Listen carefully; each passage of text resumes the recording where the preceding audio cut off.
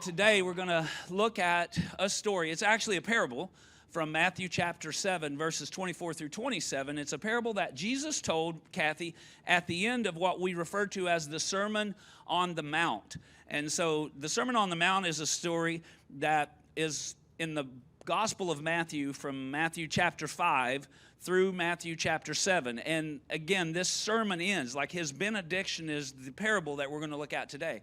But this teaching, they call it the Sermon on the Mount because he went up and sat on a hillside. And in the Sermon on the Mount, I mean, Jesus covered some incredible material and topics. Like, he just really went all in. He was trying to answer all Lindsay's questions she was talking about she had as a kid. And he starts with the blesseds. Blessed are the poor in spirit. Blessed are those that mourn. Blessed are the meek, the hungry. Blessed are those, rather, that hunger and thirst for righteousness. I like the blessed are the peacemakers. Then he talked about being salt and light in this world, which is an amazing bit. I mean, again, there are so many, like, you know what I'm saying. Like, when Jesus taught a sermon, and I don't know how long it took, like 3 days, 20 minutes. I'm not sure how long this actually lasted. I know I don't have time to cover it all, because for us, there are probably, I don't know, I would say at least 24 messages in this sermon, quote, Sermon on the Mount. He talked about being salt and light and how he came to fulfill the law. He deals with the fact that sometimes we're angry. I think that was because at this point in his message, he was starting to see the anger in the eyes of the Pharisees. So he just went ahead and preached about it right quick, you know what I'm saying. He talked about lust, and he talked about marriage and divorce and oaths, and he talked about what it's like to love your enemies and not choose to retaliate. And he talked about being compassionate and generous, giving to the needy. And he even taught the Lord's Prayer while he was there. He sneaked that in there real quick, how to pray. And then he covered fasting. And then one of my favorites, I preach a lot, is when he said to don't store up for yourselves treasures on earth, right? Where moths and rust can destroy or decay, etc., etc. And then he gave a bit of a verse about not being anxious, but trusting. And then in chapter 7, don't be judging others. And then talk to me about it. Basically, ask and it will be given unto you. And I mean, I'm reading the subtitles, right? I mean, that's what's in this. The golden rule, treat others the way you'd like to be treated. Well, I know that seems simple, but we could really stand a dose of that today. Come on, somebody. And then how a tree is actually known by its fruit. So you can't say it and not live it and then lay claim to it, all right? Because a tree is known by its fruit. What kind of fruit are you producing? And then, right before the parable, he got really punchy. He did a little piece here in this dissertation that we could literally title The Unsaved Christian, because he said, beware, or he said, not everyone who says to me, Lord, Lord, will enter the kingdom of heaven, but the one who does the will of my Father. I mean, he landed it hard.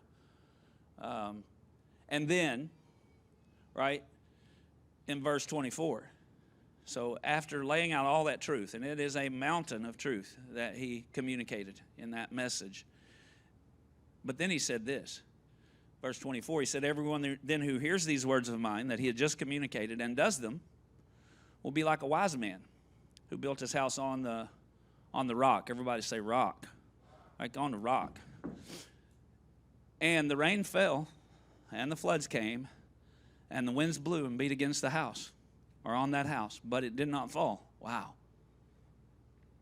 Because it had been, what? Founded or built on the rock. And everyone who hears these words of mine, that sounds the same, and does not do them, will be like a foolish man who built his house on sand. Say sand. Sand. Sand. I mean, we as beach folk, right? But I don't know that anybody actually loves the sand. Although the grandbabies seem to like it quite a lot. And the rain fell, here we go again, and the floods came, and the winds blew and beat against that house, and it fell. But he didn't stop there, and he said, great was the fall of it. So when we look at this story, what we see here is that they both heard, they both built, and they both dealt with big-time rain. Right, so that's in this story. I mean, the first thing that sort of jumps out is that reality. And in fact, what we see, Maggie, is that the non-negotiable is in this story. The part that is just something they couldn't do anything about was the what? The rain. They couldn't do anything about the rain. Anybody face like you get that? Like rain. Whew. Now, we know in the physical sense, right, that rain's not all bad. I mean, we need some rain. And you could make an argument in this broken world that a little rain sometimes is good for us too. But this kind of rain, right, it's destructive. And, man, was it Friday night we had that storm? Tyler just shouted out that we survived. Okay, but just barely. I just like to say barely. I don't know. Because we were getting ready to go to bed. Jacob and Christy, live in an apartment presently. They just bought a house, which is exciting for them. But they live in a granny flat off the end of our house. And presently, and the kids were asleep up on, it's a split foyer, so they're really kind of up in the attic. Like the way that apartment is cut, it's in the roof line. And I was looking, I just hear this, rain's coming hard. Karen was already in bed with, McKinley was back, and I just opened the door, and I was like, holy smokes, man, that's legit rain. And Megan and Josh walked over to the door, and we're looking out, and I said, man, when Florence came, anybody? Oof, it did this for days. Like this, it did for days. And Megan said, did this house flood? And miraculously, our house didn't. We're very close to the Cape Fear River, but no, it didn't flood. This house didn't flood. But I said, now this is when the wind is almost going sideways at this point. We're looking out the door. And I said, it didn't, but we had 11 trees down in our yard, and this house has got too many trees around it, by the way. And I said, but miraculously, none of them hit the house. I said that, and I turned to walk this way, and boom, boom, boom, boom. Like, it was like the forest was falling on our house right then. It was like, well, okay. And then Jacob and Christy came running out of their apartment carrying babies through. And Jacob said, a tree just came through our roof, right? And he wasn't wrong. I don't know what happened. There was some unique wind, and it took some limbs from a tree that was probably 30 feet from the house and lifted them high in the sky and dropped them like darts. And three of them simultaneously punctured the roof, like came through the shingles. It was nuts. Two of them were on parts of the house that brought water, onto a porch or a patio, and then one of them was not. He was running down the stairs and like ceiling was hitting him in the face. Storms, they're unpredictable too. Like we were just getting ready to go to bed, and then that happened a couple of weeks ago. Not even like last week. Was it Fred? Who names a tropical storm / hurricane Fred? I'm just saying. I don't know how I feel about that. I struggled with that one that started with I last year or year before too, Isaias or whatever that was, but maybe I should be happy with Fred. I should just go with Fred. Fred's good. Fred caused flash flooding in a place that I used to speak at a church camp. Like for 6 or 7 years, I spoke at a church camp up in Balsam Grove, and they had incredible flooding like they hadn't had before, and life storms are a lot like that too. That's the whole point of that. A bit of preach ramble right there, because it does. It happens sometimes you just can't see it coming. You don't know where's it going to hit, the diagnosis that you didn't think you would get, but you got, right? Or the loss of a friend, like the death of someone in family or friend, and it just can come from seemingly almost nowhere, the loss of a job or a relationship. And sometimes, honestly, just an inexplicable emptiness, meaning you can't even explain it, that just seemingly comes out of nowhere. Like you felt like you had it all together, life was working for you, but you realize there's just an emptiness and you don't know where it came from or what to do with it. Rain, right? And that emptiness, I think, sometimes comes in like what hit Balsam Grove, because that was a flash flood. They're up in the mountains. They're up above Brevard, outside of Asheville. That's pretty. They're halfway up to the parkway where it hits about 6,000 feet. But a flash flood just can come out of nowhere. And that happens a lot in the way that life lives too. And I'll say this to you, it's not just problems. Problems are not our only problem. In fact, the first takeaway for us this morning is that problems and prosperity are each their own kind of trouble. Rain, storms that come into our lives and leave us wondering, what in the world are we doing? It was Henry Wadsworth Longfellow who said, "Be still, sad heart, and cease repining. Behind the clouds, the sun's still shining. Your fate is the common fate of all. Into each life, some rain must fall." We're going to face some rain, right? It is what it is. It's how life works. On this side of eternity, we're going to face some rain. So that makes it necessary for us to understand how important it is to choose wisely. Where, right? With what and with whom we build. The lives that we build need to be built with the anticipation, are y'all with me, that we're going to face some rain. We got to plan for that. I'll start with where to build, and that's really what this parable is a lot about, but it was the British real estate tycoon Harold Samuel, who lived in the last century, who is given credit for at least popularizing. I don't think he necessarily came up with this quote, but he popularized the saying in real estate that was, there are three things you have to remember: location, yeah, you get it, right, and location. I mean, it's just a big deal. It is a big deal where you build. And sometimes, I mean, in the physical realm, I get this. I was thinking about this yesterday. We were coming back from the south, and, you know, some of the houses that are built upon the stilts, which I like, by the way. I like that a lot. I can't talk Karen into even considering a home that flooded even just during Florence. Like, she's not even willing to consider those houses. For me, I feel like some of those views are probably worth it. But I don't feel like that in the spirit realm. But I will say to you, though, that you have to understand, if you build a house on the banks, right? In fact, speaking of the banks, in 2020, most recently, in 2020, there were a group of houses that the ocean just kept coming. The Outer Banks, anybody? I mean, and some of that should be called like the outer sliver or something. I mean, I don't know. There's barely a bank, right? It's beautiful, though. I love it. I love the Outer Banks. And there was a house, though, that they were concerned about. And then they came back the next morning, and it was, anybody? It was gone. 2020, house on the Outer Banks disappeared in the night because it was built on the sand, right? It was built in a place where there wasn't enough of a foundation. I mean, you can sink some pilings, and you can build with the sand between you and the hard rock, but you got to sink something on something, right, that's going to be solid, and it's not going to move on you. And some of the places that God calls us to serve seem, from any temporal perspective, pretty risky. But if you're going to risk for God, not without God. Come on, somebody. All right. So it might not make sense to everyone else, but if you can sink some pilings into the truth of who God is and who God made you to be, if you understand who and whose you are, then you can do anything God wants and wills for you to do, because that's solid. You understand what I'm saying? That is rock solid. You can do hard things. We say that in our circle all the time. I'm going to be candid with you. This isn't the funnest time in history to lead anything. I'll just give you a little heads up. But we were created to do hard things. All right? But we got to make sure we're on the rock, right? Where are you building? I'll use myself as an example. I mean, even as a pastor and a church leader, if I find my identity in what I do, I'm done. That's sand.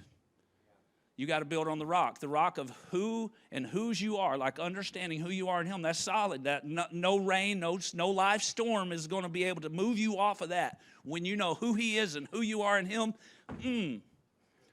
Location. Now, you got to dig in a little to get to that sometimes. I mean, and you have to be willing to go with God on a journey of understanding that will help your heart to settle in beyond your head to your heart on that reality. Like, it can't just be, yeah, I believe in God, and I know what God says, and I'm a princess, or I'm a priest or a king. Those are great declarations, and I believe in making them. But as we say often here, it's that 18-inch journey from the head to the heart that has to happen. Like, somehow that has to become who you are. You have to understand, this is who I am, and that is immovable, right? It's non-negotiable. Nothing's going to change that, and I'm going to live from that place. Like, that's what I'm building my life on, and I'm going to live from that place. So no matter what happens, no matter how sometimes I feel, because the winds change, are you hearing me? All right, and the waters come, there's some ebb and flow in the way that life lives. Sometimes we are happier than we are at other times. Sometimes we're somewhat sad or frustrated or discontented. But if we build on a rock, we know who and whose we are. That's immovable. And it will see us through those storms and unsettled seasons. It's important. It was Jesus' brother James that said that we had to be certain. He literally said it this way, that a double-minded man is unstable in all his ways. He's someone who's like driven and tossed by the waves and the winds. Build your house on the, come on somebody, build your house on the rock. And I wondered about those folks, though. I was wondering about the people whose house just disappeared in the night. Like, what were they thinking? You know? Were they angry at the inspectors who said it was okay to build? I don't even know how that works on the out. I have no idea what that process is like. Like, were they angry at the builder or the developer? Who were they mad at? Like, what were they thinking? You know, how did they feel? Because here's what I know. You can't build your house on the sand. Another takeaway for us, and be angry at the ocean. You stupid ocean. Hey, the ocean's doing what the ocean does.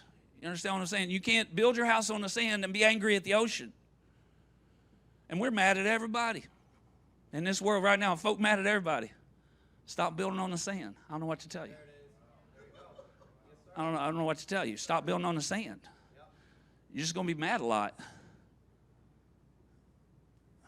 None of the rest of this is going to get it done, people. It's not going to hold you. It's not going to sustain you. You're not going to have consistent peace and joy if anything besides Jesus is Jesus for you. Amen. There's only one rock.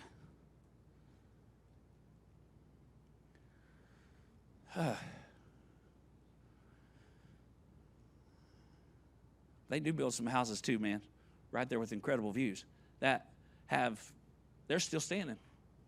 Just like to toss that out there real quick, like through Florence and hurricanes. It can be done. But it's not just that in that case you build at the right place. You got to also build with the right material. I'm going to toss that out there. What you build with matters too. Second quick point here. The material Jesus was alluding to is a big deal. So the parable here, I know that's not in these 3 verses, but he was referring back again to the Sermon on the Mount. All this teaching. That was the stuff we're meant to build with. Everyone who hears these words of mine and does them is like a wise man who built his house on a rock.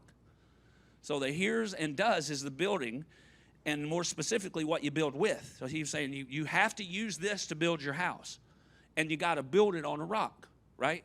And the material matters. You know, it's interesting to me that there are a lot of different kinds of materials being used to build houses these days. And I kind of get it. Woo, excuse me, the cost of building materials has skyrocketed, but I'm actually talking before that. Honestly, Julie, I think some of it's cool. Like, Google different things people build houses out of, and you got the tiny house, and you got the off-the-grid houses. I favor that idea. That looks awesome. But I'd have to drive a long way because I'm, sort of about people. So, but I still like the idea.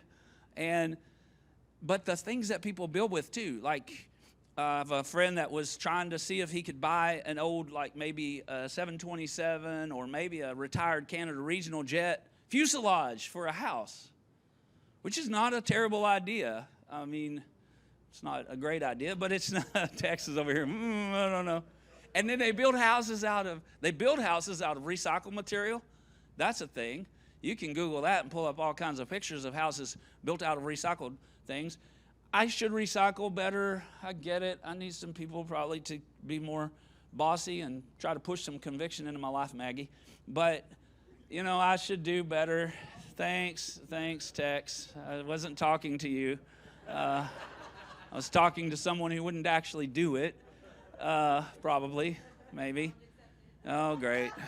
Okay, Kim, let's just forget I said that out loud. But people, I don't know why I do this to myself when I preach. I don't know. I pick someone who doesn't usually talk back and then talk back over here still. They build houses out of recycled stuff, though. Is that a good idea? I mean, I don't know. Is that really a good idea? I mean, I'm all for, like, barnwood and things like that. That's neat. That's cool. But I'm talking, like, trash. Google it. They're building houses out of trash, like out of the dump trash. And if you Google house fails, okay, there's plenty of those because it doesn't always work. I'm just trying to say what you build out of matters. And we build our lives out of some stuff sometimes that is just, oof, junk. Build our house out of junk. And it reminded me of the nursery rhyme, right? Because what you build out of matters. So since we're going there, remember those 3 guys? There was 3 of them. They were little pigs. I mean, they were. And the first one built his house out of straw, knowing there was a wolf out there. As a kid, I thought, what is wrong with this guy? This is a terrible idea. And then the second one, right, built his house out of sticks. Props to the third brother. Are y'all with me right now? He built his house out of bricks. Not straw, not sticks, but come on, somebody. What are you building your life out of? Truth. Truth. Not the kind where you can go find an article to support your perspective or position. Shah. Ugh. That's a bunch of hooey, okay? Build out of truth, real deal truth. Where can you get it? From God. I don't have another source for you. Okay, I don't have another source for you. If it's not coming from God's word, I would be very concerned about trying to build my life with it.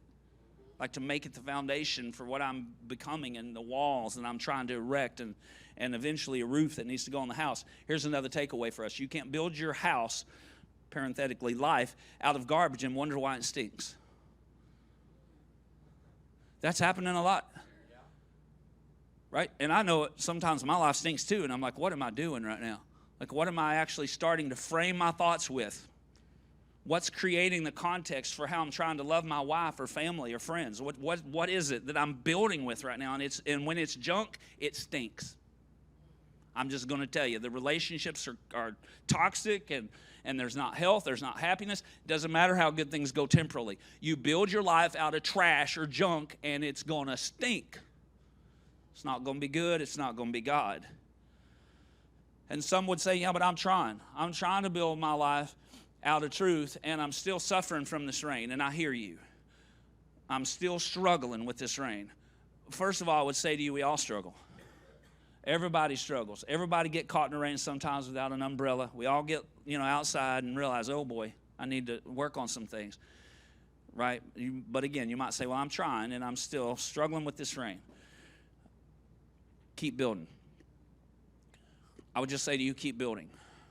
Right? Stay the course.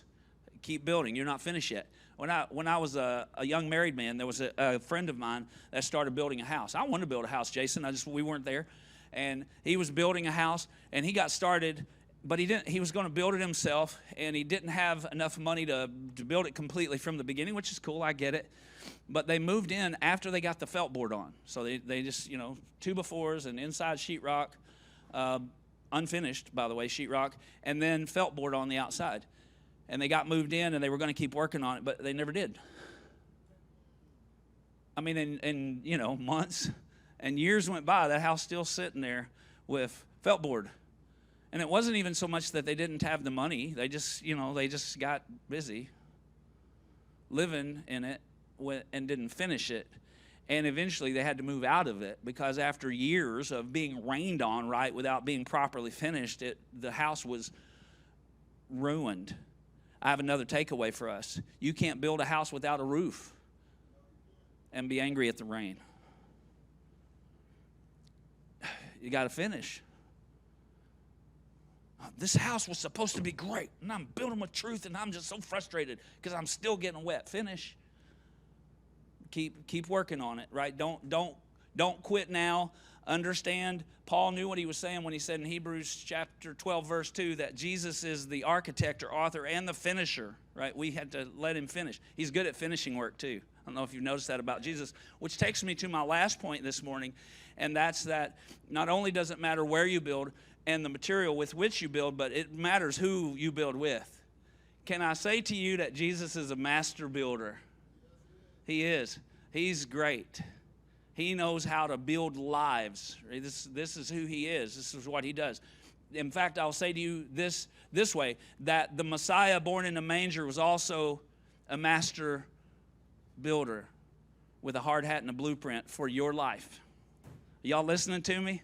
A master builder with a blueprint and a hard hat. He knows how to build our lives. Like he knows who we are from the inside out. And builders fascinate me. I don't know about you, but builders fascinate me. So the work even we've been doing in South, like these guys that are not professional carpenters, although many of them have worked in the trade at some point, like Jacob and David and those guys, but they are building. They've already gotten the cafe built. Cafe team, y'all are going to be so excited to go get to see that and to build a team for there. But there was already a kitchen there, so they cut a hole in the wall and they made a window, so you'll be direct access to the kitchen on that side. They built the connections hub, and the kids check in, and then this week they started building the sound booth over there. And, and then you had John Fedorenko, who's a part of our church family. He's an incredible builder. Alan's been over there doing big work in the kids area, and I walk in, and I'm like, wow, this looks great. They're a gifted bunch of guys. Adam can build. I mean, Adam knows how to take paint and hammers and nails and make something look amazing. Do things that I can't do. And Jesus is like that. I'm seeing these guys, Chad Bowie, got to shout him out. He hadn't been over there working yet to paint guys. I'm like, it'd take me 6 years to paint this building. Anybody listening to me this morning? Listen, we need some Adamville Rules and some Jacob Bernards and some Chad Bowies in our lives, right, when it comes to building a house. Don't try to build it by yourself unless you're a builder. But we need some Jesus in our lives when it comes to building this. This life that we're meant to live, that we're meant to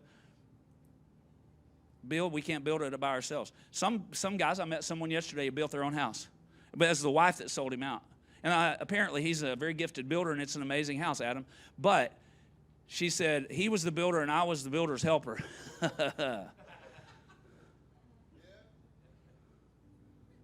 Huh? But sometimes for us, we're like, I did this. I built this life. Right? I did it. I accomplished this. I got that girl to marry me. And I got this job, and I did it. And I built it. And it was supposed to be great, but it isn't. And I don't know what went wrong. I built it with my own two hands, and I don't know why it's not working. I built it. I built it with my own two hands.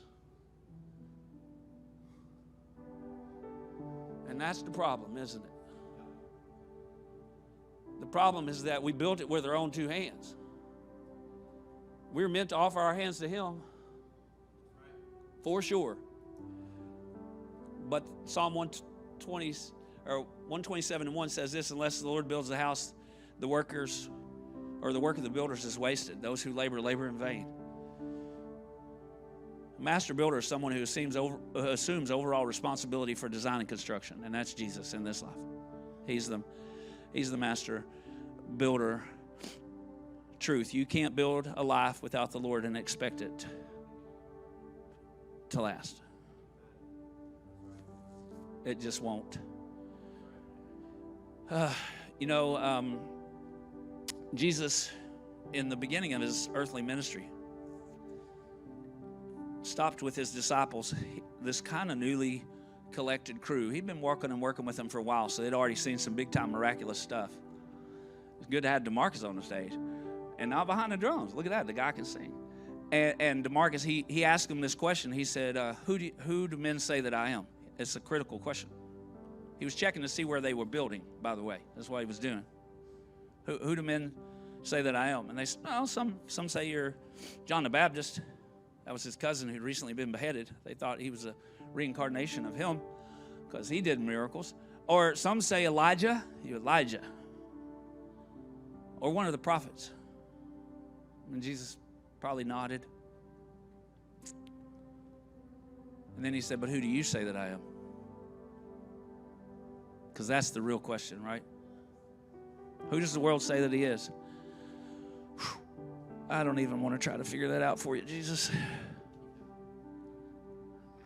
I don't know. And I don't want to be looped in with the unsaved Christians who call Him Lord but don't know who He is.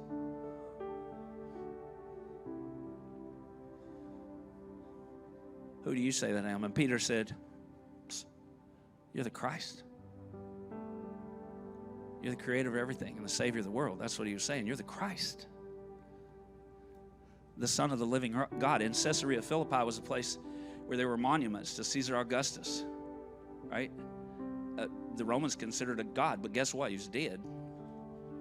And Peter said, I don't even know if he knew how prophetic he was being, but you're the Son of the living God. And here's what Jesus said to Peter. He said, whew, Peter, flesh and blood didn't reveal that to you. That came from the Father. Your name, Peter, actually means rock. And upon this rock, not Peter, but on the revelation of truth that you just came to, that I am the Christ. Upon this rock, you hear me? Are you hearing me right now, church? Upon this rock, I'll build my church. And the gates of hell, when the enemy comes in like a flood, Jesus said, I'll raise up a standard against him. That's punchy. He does come like a flood. The rains will come. Upon this rock I will build my church, and the gates of hell will not prevail. Today's big takeaway is our last takeaway, and it's just this: believing in who Jesus is and what he can do changes everything about how life lives. Because the wise man built his house on a rock. And the rock is Jesus.